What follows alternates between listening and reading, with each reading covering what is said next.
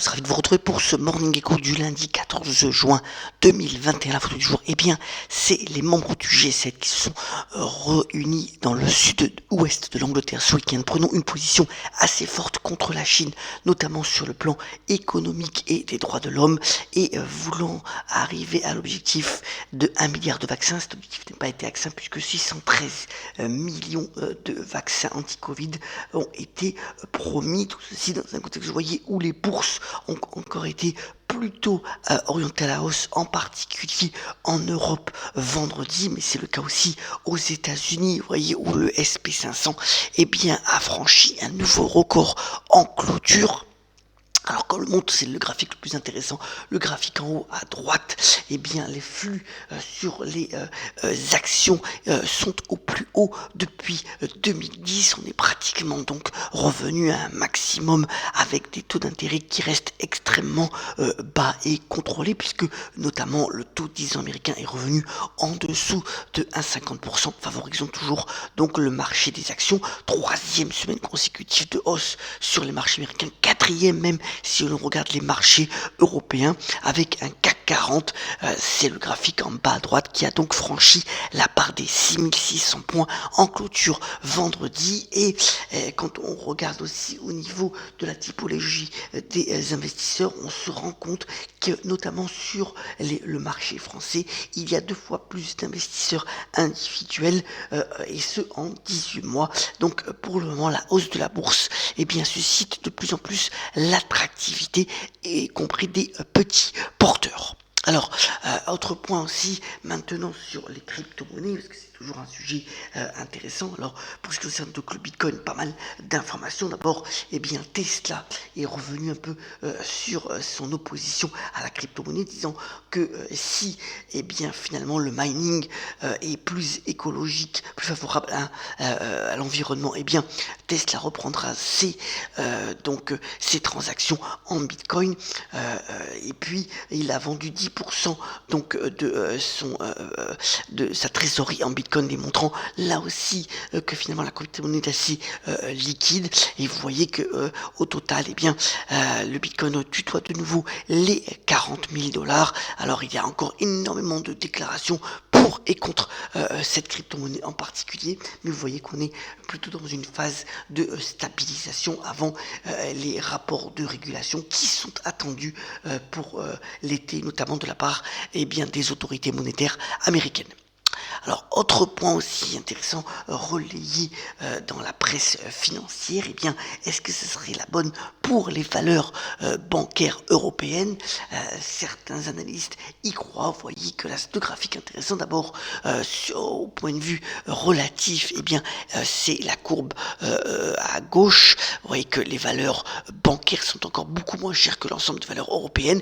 Et si on les compare face à leurs homologues américaines, mais on voyait que le retard en bourse est quand même assez probant pour les grandes valeurs bancaires européennes. Et dans le contexte où il y a un retour éventuel de l'inflation et un petit peu de tension sur les intérêts, eh bien ces valeurs bancaires européennes pourraient retrouver de nouveau la faveur des investisseurs et continuer eh bien leur belle progression donc sur les marchés boursiers, tel que cela est le cas depuis le début de l'année. Alors, autre point aussi de focalisation, toujours intéressant, eh bien, ce sont les marchés illiquides qui engrangent de plus en plus d'investissements. Vous voyez que finalement, toute la galaxie du capital investissement illiquide eh bien, a dépassé le seuil des 7 000 milliards de dollars. C'est assez impressionnant. Il s'agit donc du private equity comme notamment des fonds illiquides dans l'immobilier. Eh bien la croissance ne se dément pas et ça continue finalement, même si les projets et finalement d'investissement deviennent de plus en plus délicats car ils sont survalorisés. En tous les cas, l'argent rentre à flot dans donc ces fonds de capital investissement et promis encore une belle croissance dans les trimestres à venir. Alors comme d'habitude, c'est lundi, je vous ai mis le calendrier de la semaine. Vous voyez qu'en termes de chiffres macroéconomiques, c'est quand même plus faible que les semaines précédentes. Ça va être quand même une semaine politique au niveau global, puisque on a encore aujourd'hui le sommet de l'OTAN, un sommet Union européenne, États-Unis, puis la rencontre entre Vladimir et Joe Biden.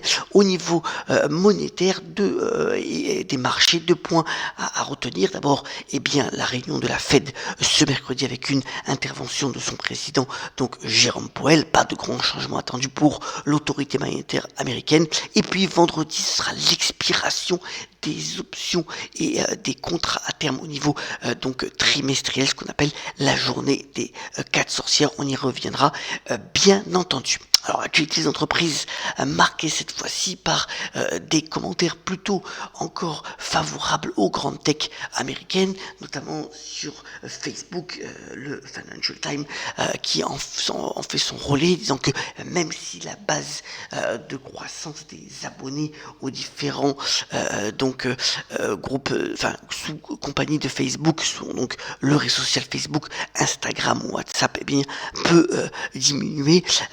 Le groupe américain dirigé par Mark Zuckerberg a encore toute l'attitude pour pouvoir monétiser davantage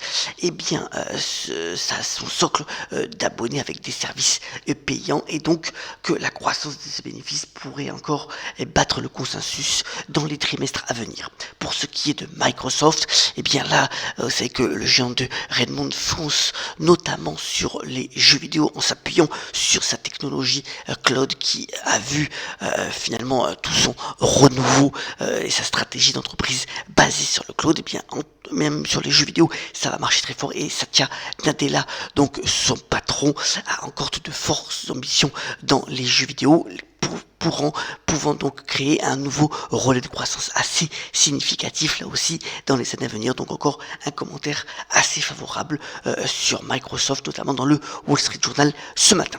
Alors pour ce qui est des entreprises en France, Alstom continue d'engranger de belles commandes. La semaine dernière, c'était une commande d'1 milliard d'euros au Mexique, à la faveur de contrats commerciaux signés entre l'Égypte et donc la France. Alstom l'engrange aussi donc le métro numéro 1 pour le Caire, avec un contrat de 800 millions d'euros, même s'il y a des aides bilatérales qui ont été mises en place entre la France et l'Égypte. Pour ce qui est Soitec, vous savez que c'était pratiquement voué à la faillite il y a quelques années. Aujourd'hui, la société basée donc dans le bassin grenoblois connaît une nouvelle phase de croissance rentable, est véritablement aux portes de pouvoir rentrer dans l'indice CAC 40, et sa croissance et ses plans d'investissement plaisent au marché, puisque vous voyez que l'action Soitec tutoie ses sommets, tout proche, ayant gagné plus de 2,50% à la bourse de Paris vendredi, avec une capitalisation boursière donc dépassant les 6 milliards d'euros. Alors aussi, hommage bien entendu à Octave Klaba, puisque OVH Cloud, vous savez que c'est le champion du cloud européen, devrait annoncer aujourd'hui la mise en bourse de son groupe. Alors, vous savez que OVH, c'est quand même 1,6 million de clients entreprises, 140 pays, c'est un chiffre d'affaires de 632 millions d'euros, avec plus de 250 millions d'euros d'EBITDA en 2020. Voilà, champion du cloud qui devrait donc rentrer en bourse après l'entrée de Believe, qui était le leader du streaming pour ce qui est des labels indépendants. Voilà, OVH Cloud va tenter sa chance aussi en bourse, avec normalement un beau succès attendu. Entrée en bourse aussi cette fois-ci sur le marché américain pour Didi. Alors Didi, c'est en fait le Uber chinois. Là, c'est quand même une très grosse entreprise, puisque on parle d'une valorisation donc en bourse pour cette boîte déjà rentable sur ce créneau d'activité, donc pour une valorisation comprise entre 70 et 100 milliards de dollars. Une IPO prévue pour le début juillet à la bourse de New York.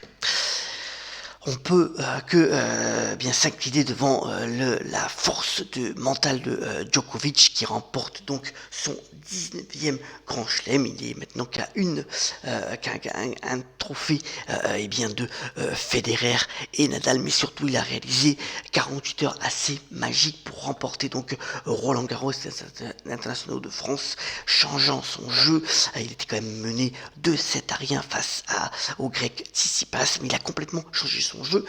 Un des critères, c'est que les échanges qui étaient à 6 allers-retours, ils sont passés après le troisième set à 4 coups seulement donc de la part du Serbe, qui démontre une nouvelle fois sa grande force mentale et psychologique pour de rester numéro 1 mondial et remporter un nouveau titre. Terminons ce Mondico en vous souhaitant une excellente semaine, et par la citation du jour, elle nous vient de Boris Cyrulnik, le psychologue écrivain, qui a notamment déclaré: la résilience, c'est l'art de naviguer dans les torrents. Je vous souhaite une semaine pleine de positivité avec la pêche, et soyons comme d'habitude solidaires, et on se retrouve très prochainement pour un nouveau Mondico. Excellente journée à toutes et à tous.